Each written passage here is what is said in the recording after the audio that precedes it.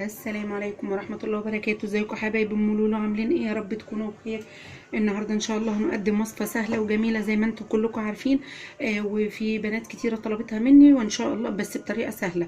فاحنا هنقول ان شاء الله الطريقة السهلة وهنعمل لكم حلقات تانية ونوريكم الصعوبات اللي ممكن نقابلها في المكرونة. معانا المقادير، هنقول بسم الله الرحمن الرحيم. معانا مكرونة، المكرونة القلم دي، تمام. ومعانا لحمه متعصجه، احنا عاملين حلقه لوحدها للحمه المعصجه. ومعانا لبن، وممكن تزودي نص شوربه ونص لبن براحتك يعني. ومعانا دقيق. احنا هنقول الطريقه بتاعت البشاميل السهله النهارده عشان نسهل لحبايب قلبي اللي طلبوا منا الطريقه السهله. ومعانا ملح وزعتر، ومعانا مكعب مرق. ده لو مش عايزاه برضو براحتك. احنا هنقول بسم الله الرحمن الرحيم. هنحط اللبن ده، احنا اللبن ده غاليينه. هنحطه على البوتاجاز ونشوف هنعمل ايه. احنا معانا يا حبايبي اللبن هنا غليناه على النار، ومعانا الثلاث معالق دقيق ديت، 3 معالق دقيق. هنضيف عليهم ميه وندوبهم كده في بعض وهنشوف هنعمل ايه. ميه بارده. معانا يا حبايبي اهو اللبن. احنا غالينه كويس جدا قبل الحلقه. وهنعمل الدقيق بالميه ده، دوبناه في ميه 3 معالق دقيق، وهنقلبهم كده في بعض. تمام. وهنضيف الملح والزعتر، ومعايا فلفل ابيض، معلش انا نسيت اقوله. ومعانا مكعب المرق ده، تفركيه كده وتحطيه وتقلبي البشاميل بتاعك. دي الطريقه السهله اللي احنا قلنا عليها يا حبايبي، دي سهله جدا. الزعتر ده على فكره بيدي ريحه حلوه جدا وطعم البشاميل في منتهى الجمال.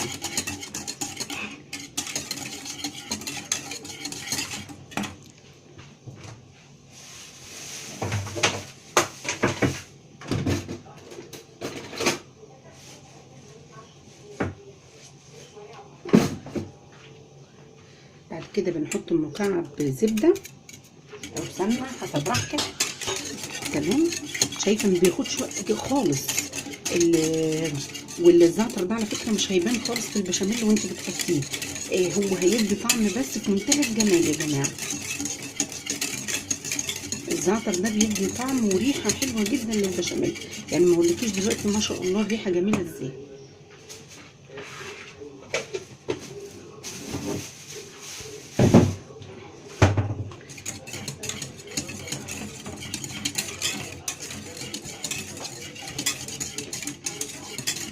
بس كده.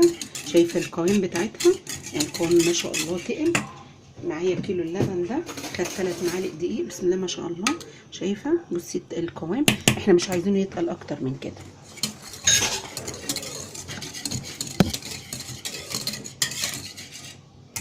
بس كده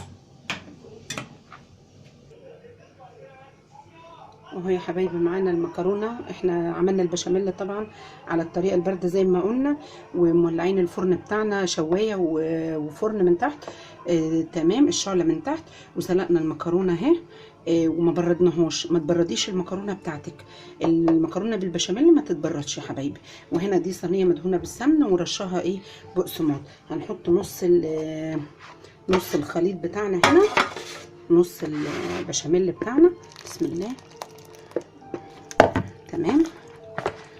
هنا الطريقه دي البارده، طريقه البشاميل البارده. واحنا طبعا معصجين اللحمه بتاعتنا المفرومه قبل كده في القناه، دي حلقه لوحديها. عملنا اللي بالخضار وعملنا الساده وعملنا جميع العصاج. هنحط نص المكرونه بسم الله. تمام. وهنفردها بالشكل ده. انت ما بتبرديش المكرونه، احنا المكرونه سلقناها في ميه مغليه لمده 10 دقايق. تمام. وما ضفناش اي حاجه غير الملح. ما تحطيش زيت في المكرونه المسلوقه بتاعه البشاميل يا حبايبي، ما ينفعش. احنا هنا هنحط البشاميل ده، هنفضيه كده وهنرجع لكم نشوف عملنا ايه. اهو يا حبايبي احنا حطينا النص، يعني نص المكرونه من تحت والنص التاني اللحمه المعصجه. وبعد كده حطينا المكرونه، باقي المكرونه اللي متضاف عليها البشاميل كده من ايه، من على الوش. قسمنا المكرونه نصين تمام. واحنا ان شاء الله ديت الطريقه السهله اللي الحبايب حبايب القناه طلبوها مني وقالوا لي عايزين البشاميل يكون بطريقه سهله. احنا عايزين الطريقه البارده، اللي هي الطريقه البارده انك انت بتحطي ما بتحمريش السمن بتاعك زي ما احنا متعودين. وهنكمل هنا البشاميل بتاعنا من على الوش. بسم الله. عايزه تضيفي جبنه موتزاريلا ضيفي، عايزه تضيفي جبنه شيدر كده من على الوش ضيفي. انا بستكفي بالبشاميل اللي بيبقى بالشكل ده بصراحه. وشويه كده وبروح يعني اول ما بيشد كده في الفرن بروح حاطه قشطه وبحط معلقتين سمنه بلدي كده من على الوش عشان ياخد لون. بس كده يا حبايبي. وهندخلها الفرن والشوايه تكون شغاله برضه عشان تاخد وش فوق وتحت. هي مش هتكمل حاجه طبعا، كل حاجه مستويه فيها فمش هتكمل حاجه، فاحنا هنسويها ونرجع لكم.